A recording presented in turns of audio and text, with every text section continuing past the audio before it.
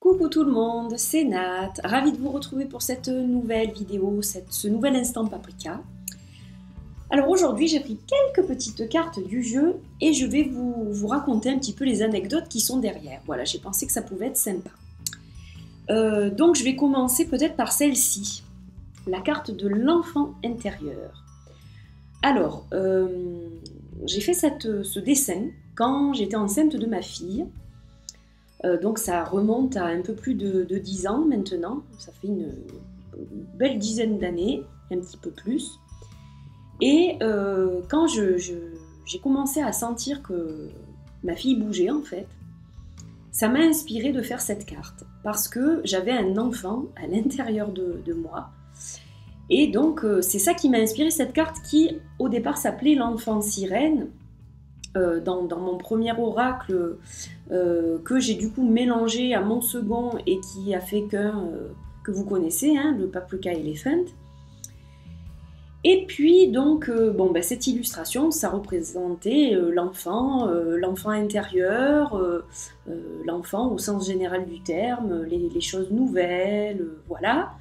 Et quand donc j'ai commencé à vraiment me pencher sur la création de l'éléphant paprika, de mon oracle auto-publié, il était évident que j'allais y mettre cette illustration dedans et tout de suite ça m'a fait penser à vraiment l'enfant intérieur, quoi. Donc j'avais eu cet enfant à l'intérieur de moi, mais moi aussi j'ai été un enfant et j'ai toujours cet enfant à l'intérieur de moi.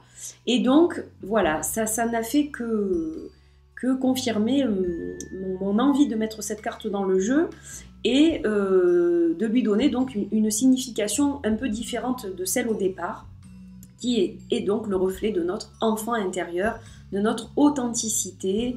Voilà, donc voilà pour la petite anecdote de celle-ci. Alors, pour l'ancrage, celle-ci, donc celle-là aussi est issue de mon premier oracle, qui date donc d'une dizaine d'années. Et pour celle-ci, c'est pareil. C'était évident qu'elle allait faire partie de mon paprika parce que j'ai décidé d'y intégrer les 7 chakras principaux et donc celle-ci, évidemment, représentait l'ancrage. Au départ, elle s'appelait les racines et donc elle a fini par s'appeler grounding, donc c'est le fait de s'ancrer dans le sol. Mais donc j'avais déjà décidé de mettre cette carte dans le jeu quand plus récemment j'ai dessiné celle-ci. Et je me suis dit, ah non, je ne veux pas la remplacer parce que pour moi, elle fait déjà partie intégrante du jeu, donc Gaïa fera partie d'autre chose, ou voilà. Mais ça m'a turlupiné parce que quand j'ai mis en place les cartes alternatives, ça m'a titillé de mettre Gaïa dans la première édition. Et puis finalement, ça s'est fait autrement. Je me suis dit non, Gaïa, ça reste une illustration comme ça que je n'intégrerai pas à un oracle. Bon, je l'ai laissée de côté. Donc du coup, elle n'a pas fait partie de la première édition. Celle-ci a fait partie de la première édition. Elle fait aussi partie de la seconde. Mais finalement, quand les gens ont commencé à me demander de refaire une seconde édition, Gaïa, ça a été plus fort que moi et je me suis dit que j'allais la mettre en carte alternative. Donc j'ai enlevé une des cartes existantes qui était une des cartes de la tristesse parce qu'elles se ressemblaient, mine de rien, c'était quand même chaque fois un œil. Donc il y avait un œil plus réaliste que l'autre qui était plus abstrait et plus naïf. Mais du coup, j'ai enlevé l'œil plus réaliste et puis j'ai décidé d'intégrer Gaïa, donc, qui est une carte alternative à celle-ci, mais on peut utiliser les deux. Parce qu'elle a aussi la notion de déesse, celle-là. Elle a la notion de mère bienveillante, elle a d'autres d'autres interprétations possibles comparées à celle-ci. Ou du moins, elle peut les renforcer aussi. Donc voilà, on peut utiliser les deux, bien entendu, dans le jeu. Alors ensuite, celle-ci était au départ une carte en couleur. Et finalement, j'ai décidé de la faire comme ça parce que je trouvais qu'il y avait comme quelque chose d'électrique entre ces deux personnes et que ça ressortait bien mieux comme ça en fait. Donc du coup, je l'ai transformée à l'aide d'un logiciel, celle-ci, pour que ça donne en fait cet effet-là. Et j'étais très contente de l'effet obtenu parce que voilà, c'était exactement ce que je voulais qu'on y voit. On voit quand même le regard de la jeune femme, on voit le sourire des deux personnes. Et puis il y a quelque chose effectivement d'électrique, on sent cette attraction. Donc voilà, j'ai trouvé que c'était très bien comme ça et du coup je l'ai laissé comme ça. Alors ensuite, il y a 3 cartes que j'aime vraiment beaucoup dans ce jeu, dans mon jeu. Ce sont ces 3 cartes-là. Parce qu'elles reflètent, alors, je sais pas, vous ne voyez peut-être pas bien avec le spot là, mais il fait très gris aujourd'hui et donc c'est difficile de filmer comme il faut. Donc ces 3 cartes, elles reflètent pour moi la sérénité, la zénitude, l'apaisement, l'harmonie. Voilà, il y a des choses très positives qui sont dans ces 3 cartes. Et quand je les ai créées, donc pour ces 2-là, je parle surtout, je les ai créées il y a aussi un peu plus d'une dizaine d'années, celles-là, donc elles ne sont pas toutes récentes. Je les ai retravaillées avant l'édition du jeu, elles ont été légèrement modifiées. Voilà, j'avais refait le tour des bambous en noir pour que ça ressorte mieux. Celle-ci aussi, c'est pareil, j'ai remis quelque chose pour qu'il y ait un peu plus de relief. Voilà, mais ces couleurs de vert, de rose, là le côté méditation, le côté Bouddha, elle est plus récente, hein, celle-ci je l'ai faite je crois en 2016, c'est sûr même en 2016, et donc ces 3 choses-là aujourd'hui reflètent vraiment mon espace zen, mon espace intérieur. Vous le voyez sur certaines vidéos, qu'il y a un rideau avec un Bouddha, des bambous, etc. Et en fait, à l'époque où j'ai dessiné surtout les 2 premières, celles-ci, j'étais loin d'imaginer qu'un jour j'aurais cet espace-là en fait. Et ça reflète vraiment quelque chose que je voyais en flash presque, je ne sais pas comment expliquer. J'avais cette vision dans ma tête et c'est pour ça que j'ai dessiné ces 2 cartes. Et aujourd'hui, c'est vrai que ça reflète très bien mon espace en fait. Et celle-ci, évidemment, voilà, qui a rejoint ces 2-là plus tard, elle reflète aussi ce côté méditation, ce côté zen, ce côté tranquille, ce côté vraiment apaisement, tranquillité, voilà, ressources aussi. Et du coup, voilà, ça me fait vraiment penser à mon espace zen, en fait, dans lequel je travaille. Voilà. Donc ça, c'est la petite histoire de celle-ci. Pour celle-là, elle est assez spéciale parce qu'elle est un petit peu plus négative, celle-ci. Privation. Donc en fait, vous voyez que cette femme, elle pleure une larme de sang. On voit une larme de sang, on voit qu'elle a des marques sur son visage et puis il y a des serpents dans ses cheveux. Et puis elle a un teint blafard, voilà, hein, presque d'entre les morts. Donc une carte très spéciale. La privation. Ça c'est quand je travaillais dans l'ancienne entreprise où j'étais. Alors c'est pas que j'étais mal à ce point-là, mais j'avais un travail qui m'occupait beaucoup, des horaires pas évidents, et je n'étais pas moi en fait. Et j'étais privée d'être moi. Et en fait c'est ça qui m'a inspiré au départ cette carte. C'était que je n'étais pas moi-même et que je me sentais frustrée, privée d'être réellement la personne que j'étais au fond de moi. Parce que où je travaillais, je ne pouvais pas me permettre d'être ce que je suis aujourd'hui en fait.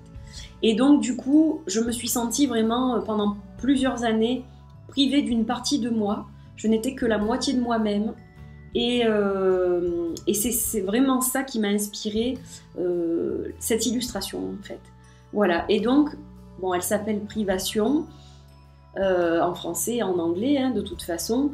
Et après, en rédigeant le guidebook, je lui ai donné aussi, bien sûr, des significations plus larges. Hein. On peut être privé d'un travail, on peut être privé d'un tas de choses. Mais à la base, voilà ce qui m'a insufflé l'inspiration pour faire ce dessin-là.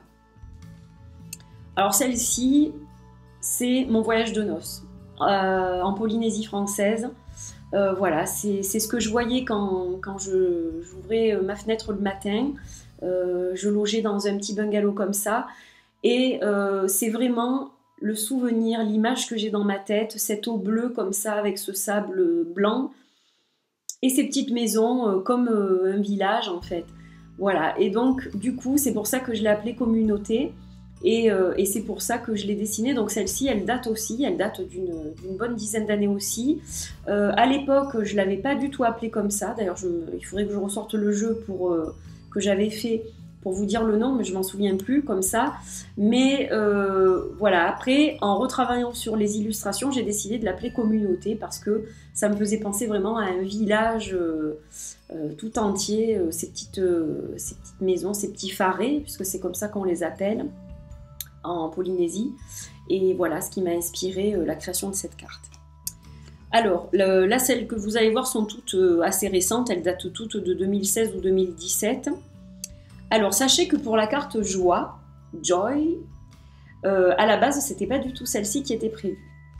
C'était celle-là, mais pas tout à fait comme ça. C'est-à-dire qu'elle n'avait pas le 8 sur le front, elle n'avait pas les petits points partout comme ça, voilà. Elle était différente, elle n'avait pas sa petite fleur dans les cheveux, elle était différente. Et cette carte ne plaisait pas à ma fille en fait. Elle n'aimait pas cette carte, elle me disait tout le temps on dirait une sorcière, on dirait une sorcière. Donc j'ai laissé cette illustration de côté et j'ai refait une autre illustration. Et ma fille m'a dit, voilà, celle-là, elle m'inspire plus, elle m'inspire quelqu'un qui est bien. Oui, maman, je voudrais que tu mettes celle-ci. Donc, c'est ce que j'ai fait. J'ai écouté son avis, j'ai mis celle-là. Et donc, celle-ci n'était pas dans la première édition. Et puis, finalement, comme j'ai voulu faire de légères modifications pour qu'il y ait vraiment une petite différence entre les deux éditions, j'ai décidé, comme elle me disait tout le temps, on dirait une sorcière, je l'ai retravaillé un petit peu au niveau du teint, au niveau des petites choses qu'elle peut avoir sur le visage, et j'ai décidé d'en faire ma sorcière de la seconde édition. Voilà. Voilà l'histoire qui se cache derrière celle-ci. Alors pour celle-là, c'est mes souvenirs d'Amérique, bien sûr. Quand je vivais aux États-Unis, il y a déjà fort longtemps, hein, dans les années 90. Donc, cet attrape-rêve, ça me fait penser quand j'ai commencé à rencontrer des personnes de la communauté indienne qui ont énormément de traditions et qui sont très croyants vis-à-vis de ces choses-là, notamment donc les attrape-rêves. Je me souviens, j'ai eu une période où je dormais pas très bien parce que j'étais loin de ma famille. Donc des fois c'était pas très évident, j'adorais vivre aux États-Unis, en Californie, mais des fois c'était assez difficile au niveau émotionnel. Et donc j'avais un copain indien en fait qui m'avait donné un attrape-rêve. Et il m'avait dit, tu mets ça au-dessus de ton lit, tu verras, ça va chasser tous tes mauvais rêves, tous tes cauchemars, tu te sentiras mieux, tu dormiras mieux, et donc ta joie reviendra dans ton cœur. Même si ta famille te manque, tu te sentiras quand même mieux. Et du coup, c'est vrai que ça m'a marqué. J'adore les attrape-rêves d'ailleurs. Voilà, j'en ai quelques-uns à la maison. J'adore ça. Et donc, c'est vraiment ce fait marquant qui a fait que j'ai envie d'illustrer les rêves donc, à travers cet attrape-rêve voilà, indien. Donc, voilà pour celle-ci. Et puis, celle-là, qui sera peut-être légèrement recadré d'ailleurs dans la seconde édition. Je suis en train de voir ça avec l'imprimeur parce que je voudrais quand même que le papillon soit entier. On est en train de regarder, mais voilà, je vais essayer peut-être de supprimer en fait les légères bordures qui sont en haut et en bas. Ça, on est en train de voir. Donc ça, en fait, pourquoi le Lunamoth, pourquoi le papillon lune? Parce que c'est visuellement mon papillon préféré en fait. J'adore ce papillon, je le trouve majestueux, je le trouve magnifique, j'adore sa couleur et voilà, il me fascine. J'aimerais trop en voir en vrai. J'en ai jamais vu en vrai. Enfin, j'en ai vu mort avec des épingles, voilà, hein. Ma fille en a un d'ailleurs, mais je n'en ai jamais vu voler, voilà. Et je rêverais de ça en fait. Je rêverais de ça parce que ça me fascine et je trouve que ces papillons ont quelque chose de magique, quelque chose de divin, comme tous les papillons, mais ceux-ci pour moi en particulier. Et donc voilà pourquoi j'ai voulu que ce papillon soit dans mon oracle en fait. Et je l'ai dessiné à une période très particulière, puisque quelques jours avant de dessiner celui-ci, j'avais dessiné la carte de la tristesse. Et le fait est que 2 jours plus tard, 2 jours après avoir illustré donc la carte de la tristesse, Sorrow, j'ai perdu mon chat qui avait 22 ans et demi, ma Ayou. Donc ça a été très dur. et je n'ai pas dessiné ou travaillé mon oracle pendant quelques temps. Et puis en fin d'année, je m'y suis remise et c'est là que j'ai dessiné cette carte, un petit peu vers Noël, je crois que c'était vers Noël il me semble.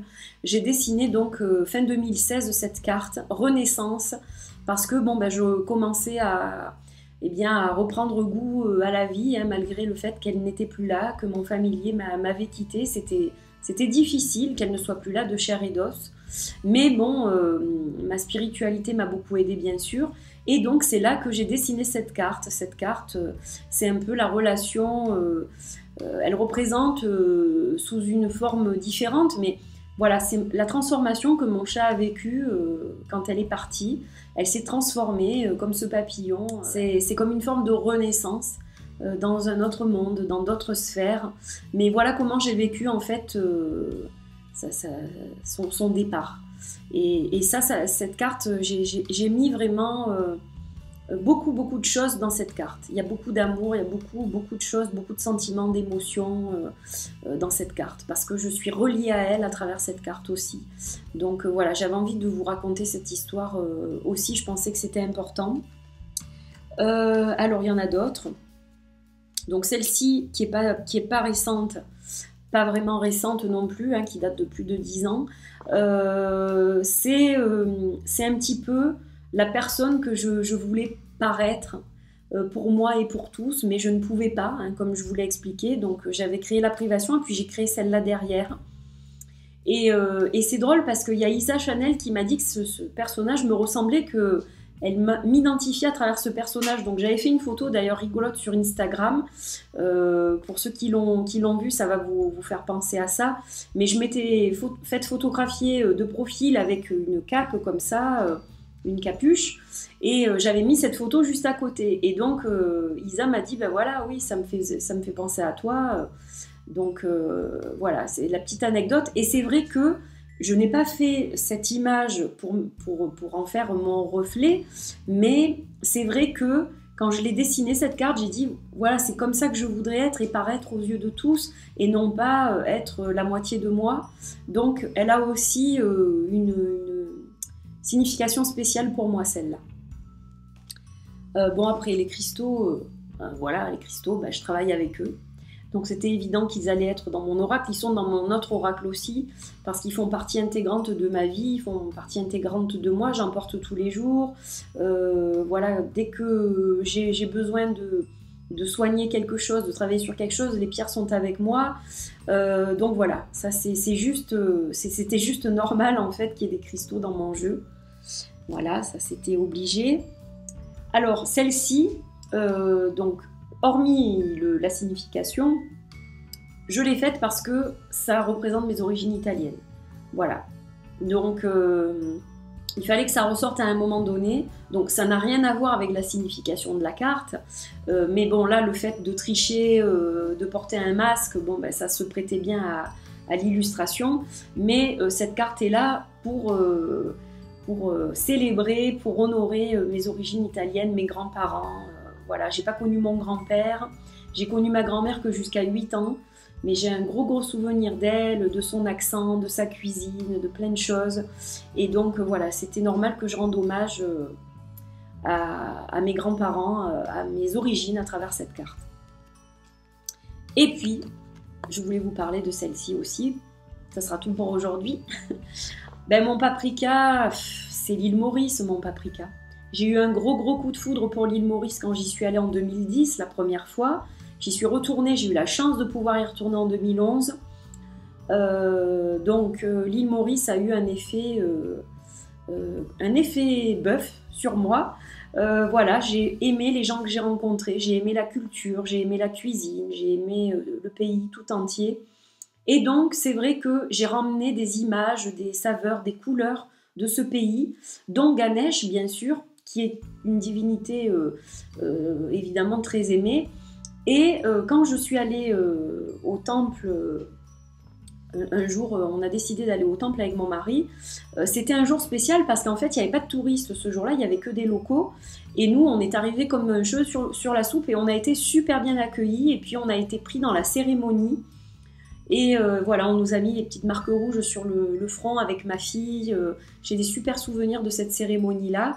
Et la personne qui célébrait, le prêtre, hein, on va dire, qui célébrait cette, comment dire, cette messe, un peu, m'a donné un Ganesh. Et il m'a dit que Ganesh serait pour moi quelque chose de très important dans ma vie, qu'il me suivrait et que ce serait quelque chose de très très important dans quelques années, que je saurais de quoi il me parlait à ce moment-là. Et un jour, ça a fait tilt. C'est-à-dire que je n'ai pas repensé à ce moment-là. Mon Ganesh, il est là dans mon bureau, il est toujours là. Donc j'ai dessiné cette carte parce que l'île Maurice, etc. Et puis un jour, je venais de déjeuner, je crois, le matin. Et puis j'ai eu un déclic. Et j'ai repensé à ce monsieur, à ce qu'il m'avait dit. Et j'ai dit, mais oui, regarde, l'éléphant paprika et tout ce que ça t'apporte et la joie que ça peut t'apporter de partager ton jeu, etc. Et j'ai repensé à ça et oui, je comprends maintenant de quoi il me parlait. Parce qu'il m'avait dit, tu verras dans quelques années, tu penseras à moi. Et donc j'ai pensé très très fort à ce monsieur en fait, voilà. Donc voilà, l'éléphant paprika, pourquoi il est là. Alors à l'époque, j'avais pas du tout l'idée de l'éléphant paprika. Il s'est appelé comme ça parce qu'il y a une histoire avec ma fille, ça je l'ai déjà dit. C'est entre elle et moi, c'est un truc, voilà, un jour, l'éléphant paprika. Et puis j'ai dit, comme elle me parlait de ça, cet éléphant paprika, j'ai décidé de dessiner un éléphant paprika, donc je l'ai fait pour rendre honneur aussi aux Mauriciens. Et ça s'est tombé sous le sens, j'ai dit, mais voilà, mais je vais appeler mon oracle l'éléphant paprika. C'est comme ça tombe sous le sens. Voilà, donc toute une histoire fantastique que je vis encore aujourd'hui, un beau voyage. Voilà, donc j'ai blablaté, je vous ai raconté plein de petites choses, j'espère que ça vous a intéressé, que ça vous a plu. Et puis voilà, vous savez, des petits secrets qui sont cachés dans certaines cartes comme ça. Donc voilà, ça m'a fait plaisir de partager ces petites anecdotes avec vous. Je vous souhaite une bonne journée. N'oubliez pas que les précommandes de l'éléphant paprika se terminent dans une semaine. Il ne reste plus que quelques jours puisque ça s'est clôturé le 7 mai. Donc voilà, si vous êtes tenté par ce jeu, eh bien vous pouvez visiter le site www.paprikaelephant.weebly.com. Vous avez toutes les infos sur le jeu, vous avez aussi le contact pour m'écrire. Et à ce moment-là, je vous réponds, voilà, je vous envoie le lien PayPal si vous souhaitez acheter le jeu, etc., etc. Voilà, donc je vous dis à très vite, merci de suivre ces instants paprika, je suis toujours ravie, excitée, honorée aussi que vous soyez présents pour ces moments-là, ça me fait très plaisir. Je vous embrasse et à très bientôt. Bye bye!